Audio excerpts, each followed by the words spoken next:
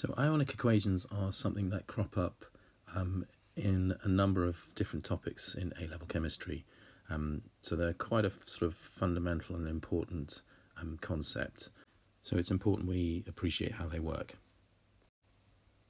So certainly as far as your A-level is concerned, ionic equations involve reactions that take place in a solution, or at least initially in a solution. And they are a way of sort of seeing the wood for the trees, if you like.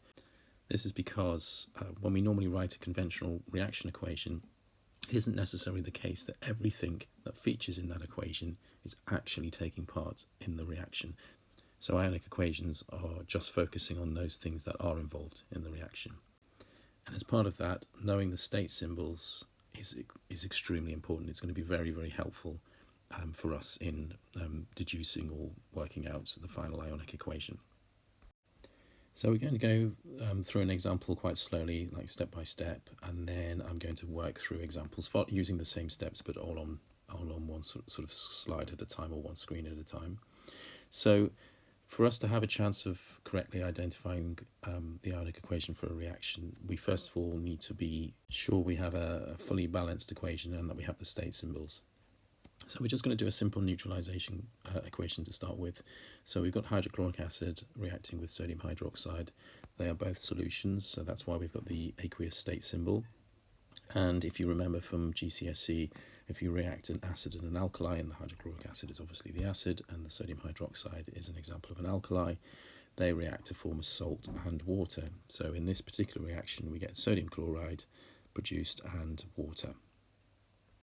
We know that hydrochloric acid is a strong acid, and by a strong acid we mean that it's fully dissociated. So we know that the hydrogen and the chlorine are completely separated to form their respective ions H plus and Cl minus.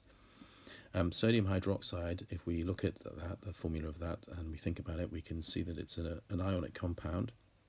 And then knowing that it's aqueous, that tells us that that ionic compound, or that original ionic lattice, is dissociated into the separate ions that are now in solution.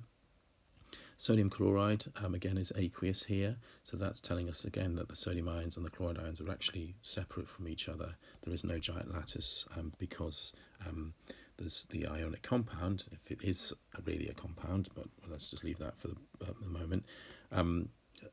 The ions are completely separate from each other. So really the equation we have here isn't fully accurate. It isn't a true representation, or there is a better representation, perhaps is what I should say, of this particular equation. And that better representation involves us writing those ions out separately, or the ones that are separate from each other anyway. And like I just said, and that's because they're aqueous ions, so they're free. So our hydrogen or hydrochloric acid is really H plus, and I'll keep the state symbol, and Cl minus. The sodium hydroxide is Na plus, again aqueous, and OH minus.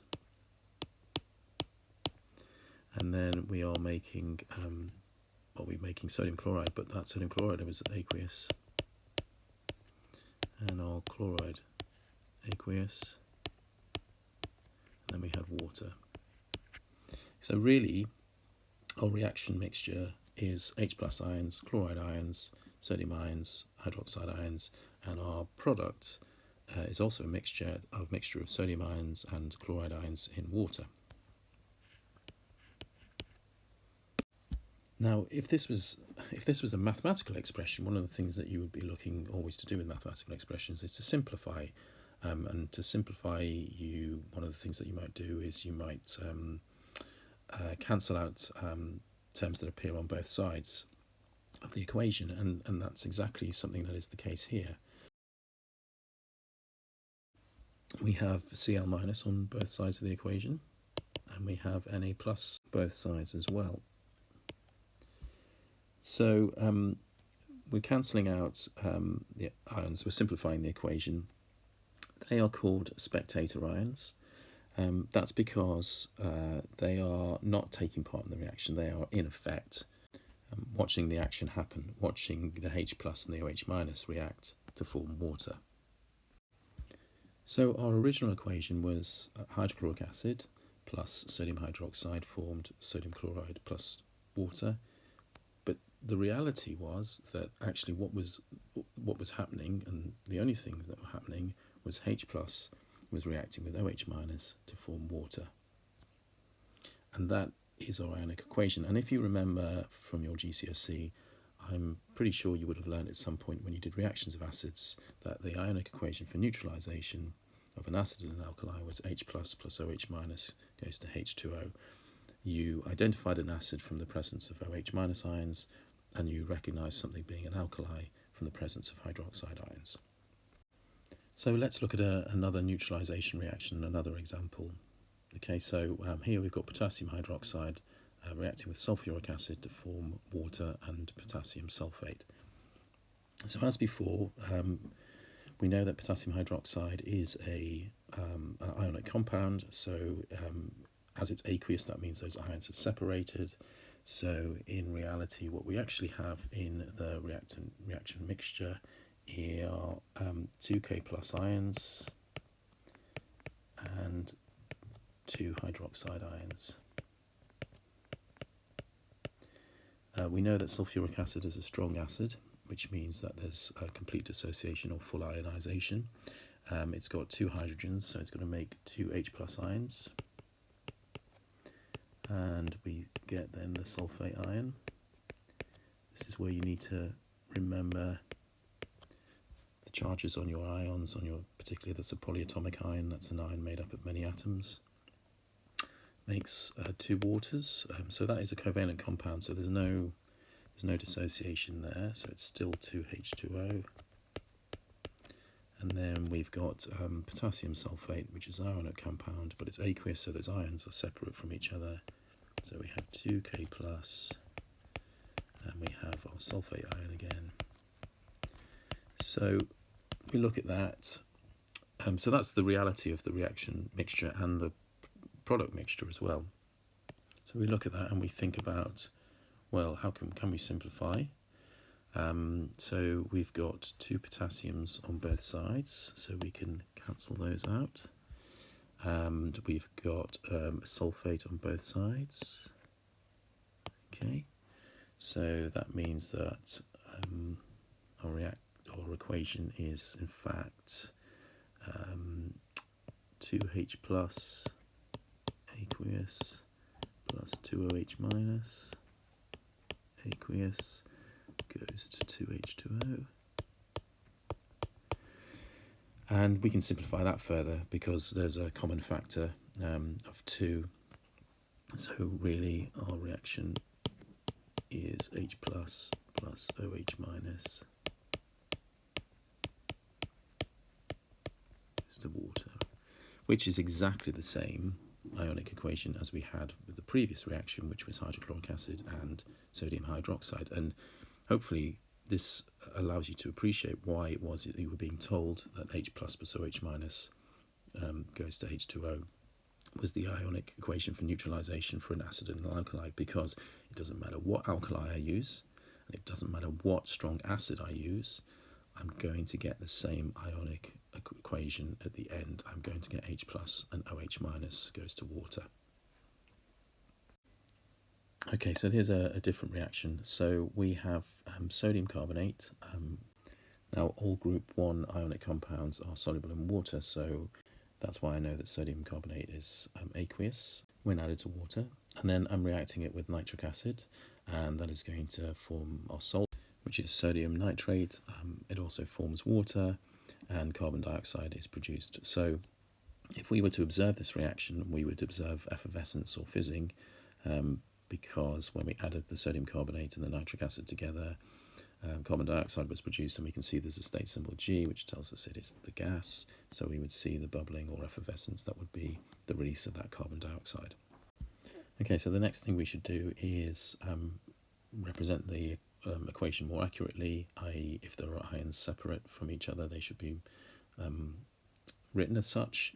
So why don't you pause the video and have a go at rewriting that equation so that any ions that are separated from other ions are clearly identified as so, and then I'll write it up, and you can compare your answer with mine, and then we'll carry on. Okay, so pause the video.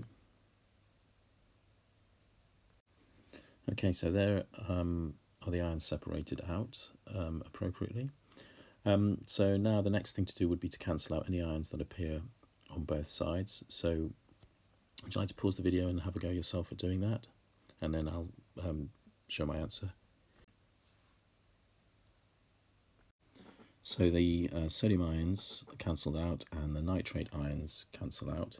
So that means our ionic equation is 2H plus aqueous plus CO3, our carbonate ion, 2 minus aqueous, goes to, and when we made the water, and we made carbon dioxide. And that is our ionic equation for that particular reaction. So here's a different neutralization reaction. We've got sodium hydrogen carbonate and hydrochloric acid reacting together to form sodium chloride, water and carbon dioxide.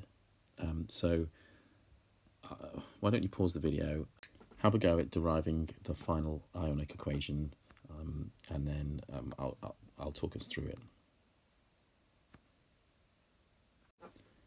So this is what the reaction and product mixture really is. We've got our sodium ions separate from our hydrogen carbonate ions, our hydrogen ions separate from our chloride ions, and then on the product side we've got our sodium ions separated from our chloride ions. If we look at what appears on both sides, we have got sodium ions, so we can cancel those out. We've got chloride ions, so we can cancel those out.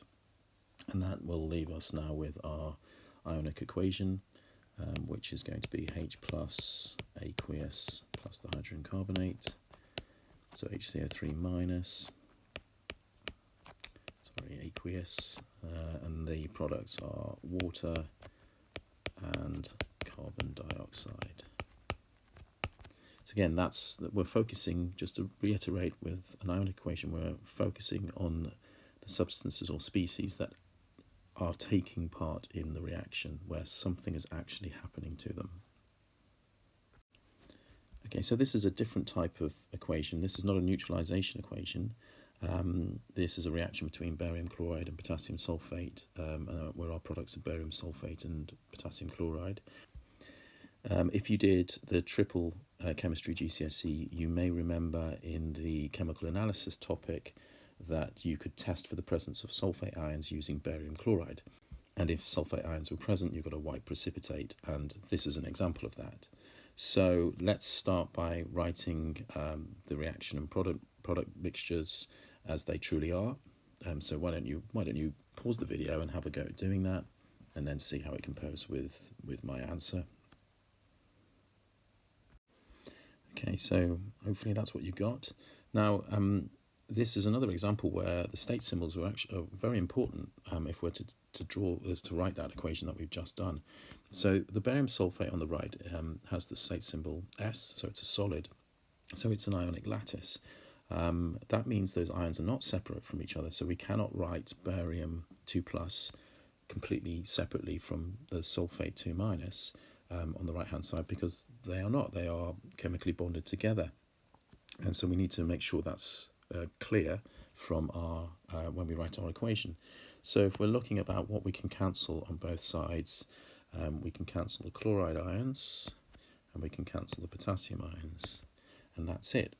So our ionic equation for this particular reaction is barium 2 plus the sulfate ion, and we get the precipitate as our product. That was our observation. That's how we knew that sulfate was present.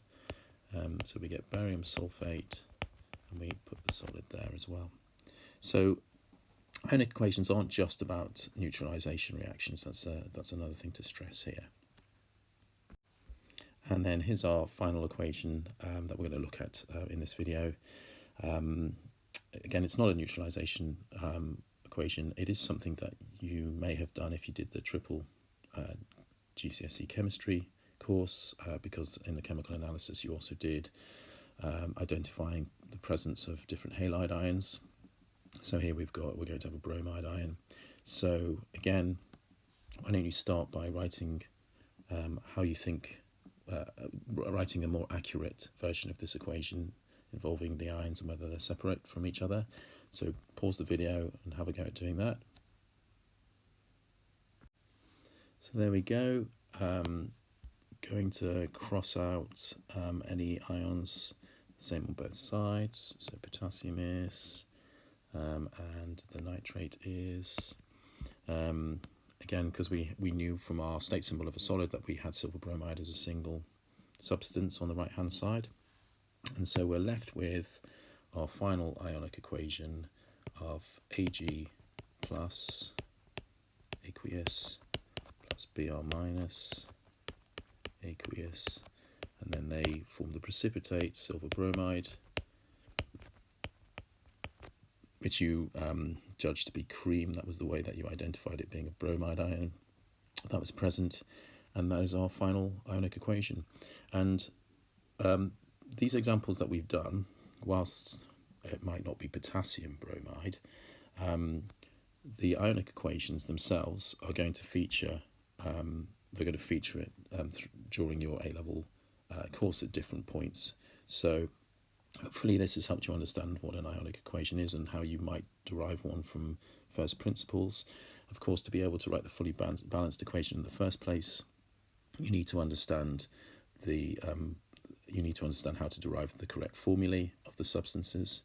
But then once you're able to do that, once it's fully balanced, and once you know your state symbols, it should be fairly straightforward to derive the very final ionic equation. But of course, if you have any problems or queries, let me know.